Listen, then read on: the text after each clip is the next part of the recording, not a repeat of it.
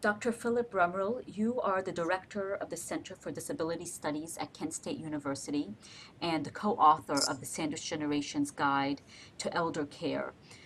What are some key financial, healthcare, and legal documents that someone in this position should execute?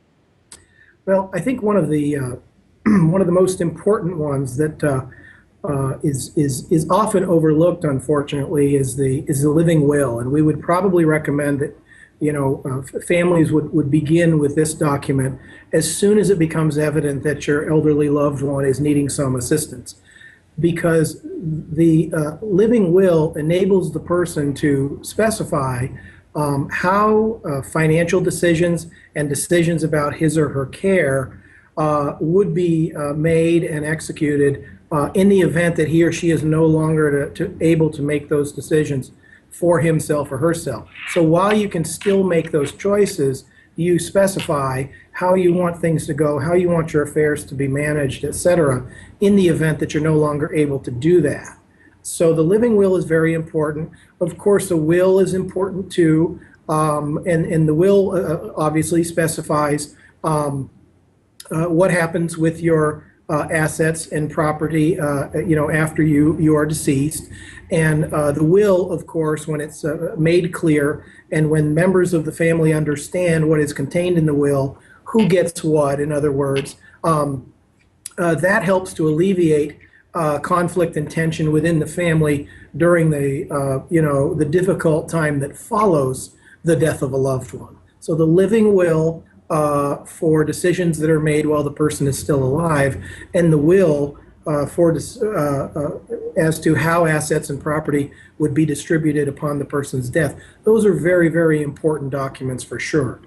We also strongly recommend durable powers of attorney, and they're two different documents. One is a durable power of attorney for financial matters, and so this specifies whom in the family will be responsible for making decisions, financial decisions on the person's behalf in the event that the person is no longer able to make those decisions. So the living will specifies what preferences the person has. The durable power of attorney actually confers that responsibility to another person within the family in the event that the person is no longer able to make those decisions or chooses not to make those decisions for himself or herself.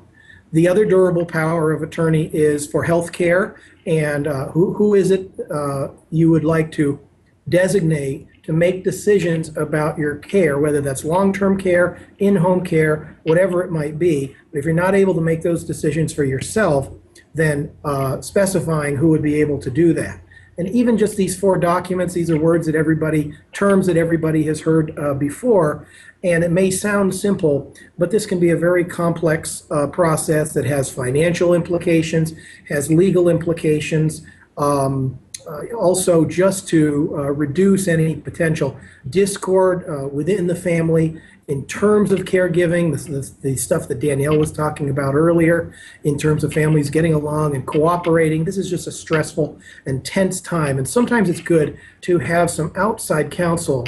We think it's always good to have that, some outside legal counsel who can help in perhaps a more objective way than the family can, to prepare these documents, to execute them, to develop the plan for the person's ongoing care as time and his or her illness progress.